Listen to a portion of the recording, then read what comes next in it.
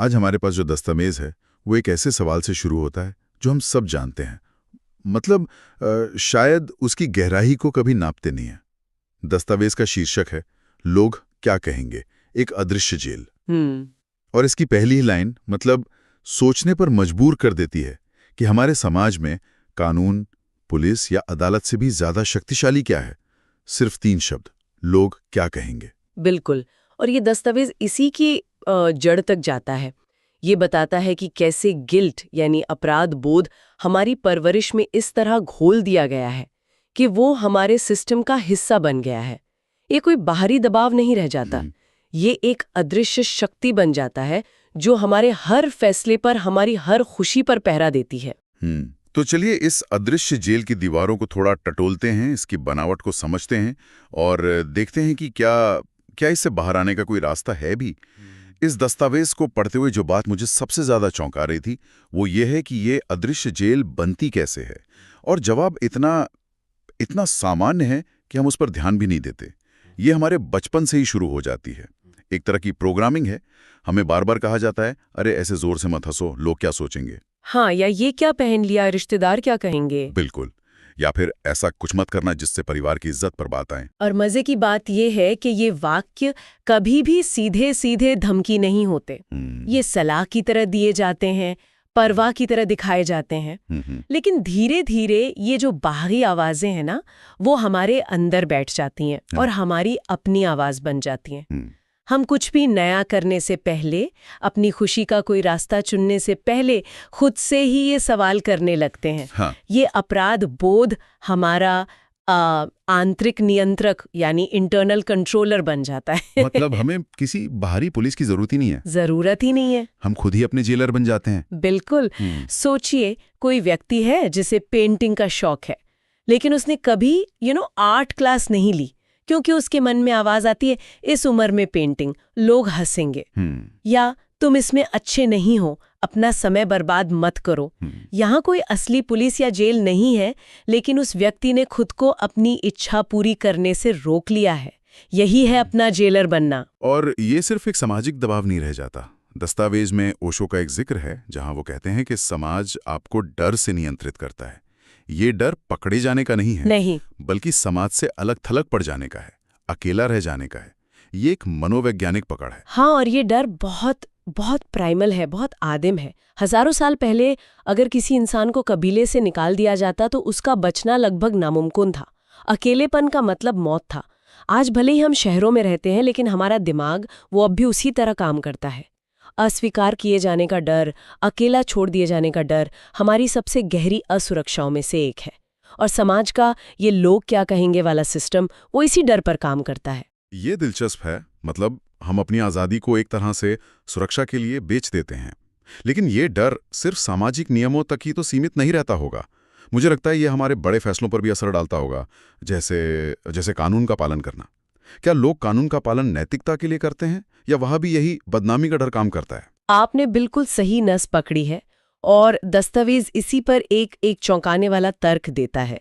वो कहता है कि बहुत से लोग ट्रैफिक सिग्नल पर इसलिए नहीं रुकते कि ये नियम है और इससे सबकी सुरक्षा होती है, बल्कि इसलिए रुकते हैं क्योंकि वहां कैमरा लगा है या ट्रैफिक पुलिस खड़ी है। पकड़े जाने का डर कानून से कम और चालान कटने पर होने वाली बदनामी का डर ज्यादा होता है। लेकिन क्या ये हमेशा सच होता है? मतलब क्या कोई भी नैतिकता के लिए काम नहीं करता? दस्तावेज ये नहीं कह रहा कि दुनिया में नैतिकता है ही नहीं, बिल्कुल है। लेकिन वो एक बड़े सामाजिक पैटर्न की बात कर रहा है। वो कह रहा है कि एक बड़े समूह के लिए बाहरी नियंत्रण यानी बदनामी का डर वो आंतरिक नियंत्रण यानी सही गलत की अपनी समझ से ज्यादा शक्तिशाली होता है। हमारा मॉरल कंपस अंदर से नहीं, बाहर से सेट हो रहा है। और ये डर सिर्फ कानून तोड़ने जैसी बड़ी बातों तक ही सीमित नहीं है। ये हमारी जिंदगी के सबसे निजी फैसलों पर हावी हो जाता है। करियर चुनना हो तो अक्सर वो चुना जाता है जिसमें ज्यादा इज्जत हो, भले ही हमारी रुचि कहीं और हो। मुझे याद है जब मैंने कॉलेज में विषय चुना था तो मेरे एक रिश्तेदार ने कहा था, इसमें स्कोप क्या है? उनका मतलब इसमें समाज में इज्जत कितनी है से था। उस एक सवाल ने मुझे हफ्तों तक परेशान किया था। ये इतना गहरा बैठा हुआ है। बिल्कुल। करियर से लेकर शादी तक या तलाक जैसे फैसले तक हर जगह ये अदृश्य दर्शक, ये इनविजिबल ऑडियंस हमें देख रहा होता है। हम हर कदम ये सोचकर उठाते हैं कि वो क्या सोचेंगे, और इसी का नतीजा ये होता है कि जैसा दस्तावेज में बहुत खूबसूरती से लिखा गया है, हम जीते कम है, प्रदर्शन ज्यादा करते हैं। हम जीते कम हैं, प्रदर्शन ज्यादा करते हैं। ये लाइन, ये तो बहुत कुछ सोचने पर मजबूर करती है। इसका मतलब तो ये हुआ कि हमारी जो सोशल मीडिया की जिंदगी है, शायद इसी का सबसे बड़ा उदाहरण है, जहां हर कोई अपनी सबसे अच्छी तस्वीर पेश कर रहा है, भले ही अंदर से वो कैसा भी महसूस कर रहा हो। सोशल मीडिया इसका एक आधुनिक विस्तार है, एक लाउड स्पीकर है। लेकिन ये उससे भी गहरा है। ये उस पारिवारिक समारोह में भी होता है जहां आप अपने चचेरे भाई से बेहतर दिखने की कोशिश करते हैं, या उस नौकरी में भी जिसे आप सिर्फ इसलिए कर रहे हैं क्योंकि उसका टाइटल अच्छा लगता है। ये प्रदर्शन हर जगह है।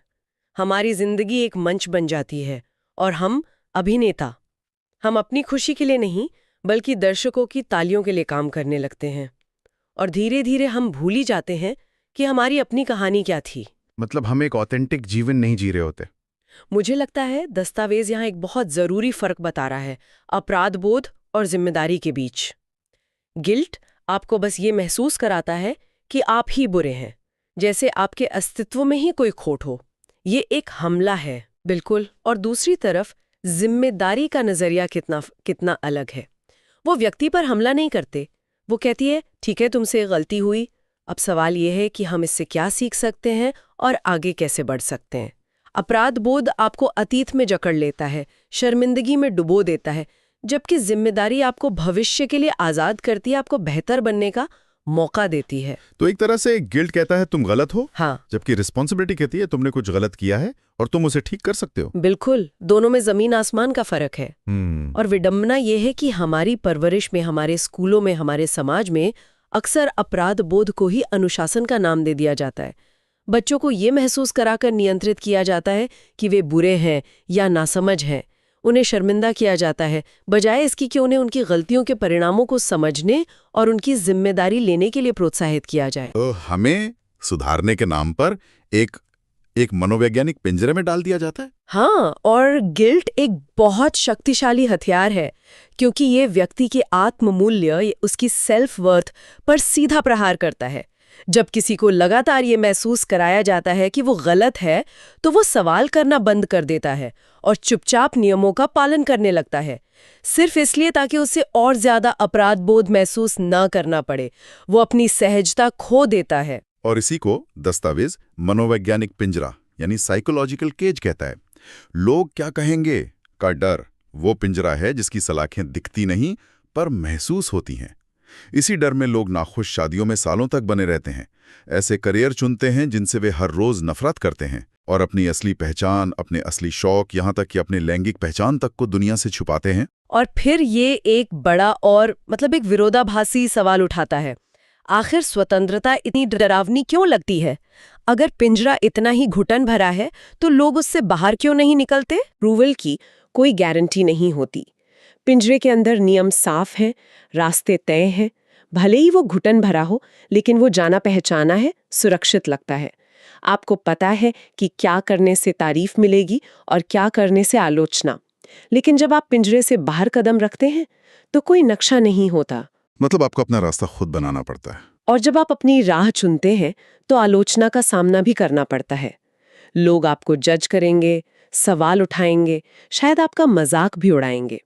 उस अनिश्चितता और अकेलेपन का सामना करने के लिए बहुत हिम्मत चाहिए। बिल्कुल। यहीं पर दस्तावेज के शब्द बहुत सटीक लगते हैं। स्वतंत्रता असहज, अनकंफर्टेबल, लेकिन अपराध बोध दम घुटने वाला, सफोकेटिंग। ये एक चुनाव है, एक चुनाव जो हर किसी को अपनी जिंदगी में करना पड़ता है। इस लाइन को थोड़ा और खोलते हैं। स्वतंत्रता की असहजता और अपराध बोध की घुटन, इसमें क्या फर्क है? देखिए, स्वतंत्रता की असहजता वैसी है जैसे आप पहली बार साइकिल चलाना सीख रहे हैं। आप गिरते हैं, आपको चोट लगती है, आप डगमगाते हैं, ये अनकंफर्टेबल है। लेकिन इसी प्रक्रिया में आप मजबूत होते हैं, सीखते हैं और आगे बढ़ते हैं। ये विकास की असहजता है। दूसरी तरफ अपराध बोध की घुटन एक बंद कमरे में रहने जैसी है, जहां धीरे धीरे ऑक्सीजन खत्म हो रही है। शुरू में शायद पता न चले, लेकिन वक्त के साथ आपका दम घुटने लगता है, आपकी आत्मा खोखली हो जाती है। आप शारीरिक रूप से जिंदा तो होते हैं, पर अंदर से मर चुके होते हैं। तो इस सब का सार क्या है? मतलब हम किस निष्कर्ष पर पहुंचते हैं? दस्तावेज बहुत स्पष्ट रूप से कहता है कि हमारे समाज में कानून से ज्यादा प्रतिष्ठा यानी रेप्यूटेशन का डर काम करता है। समाज का ढांचा डर पर आधारित है।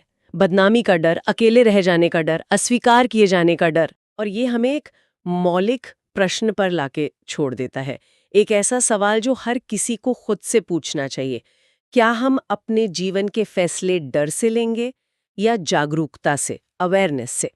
क्या हम वो करेंगे जो हमसे अपेक्षित है या वो करेंगे जो हमारे लिए सही है, जो हमारी अंतरात्मा की आवाज है? ये एक आसान चुनाव नहीं है। बिल्कुल नहीं। और दस्तावेज के अंत में एक बहुत गहरी बात कही गई है जो पूरी चर्चा को एक आध्यात्मिक आयाम देती है। वो कहता है, लोग क्या कहेंगे एक आवाज है और ये बहुत शोर करती है।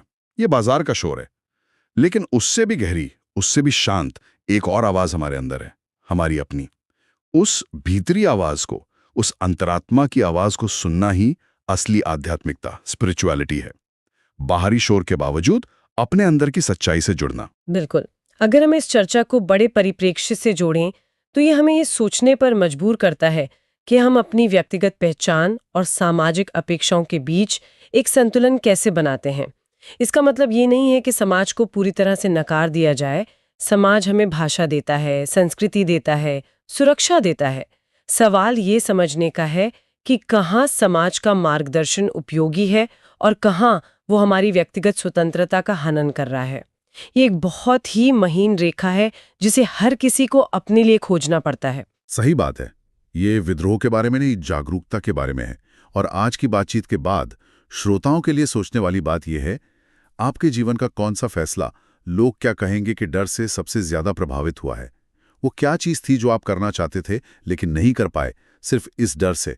और अगर ये डर बस एक पल के लिए गायब हो जाए तो आज आप क्या अलग करेंगे? अगर इस बातचीत ने आपको सोचने पर मजबूर किया है तो इसे अपने किसी दोस्त या परिवार के सदस्य के साथ जरूर साझा करें। शायद इन विषयों पर ईमानदार बातचीत की हम सबको जरूरत है।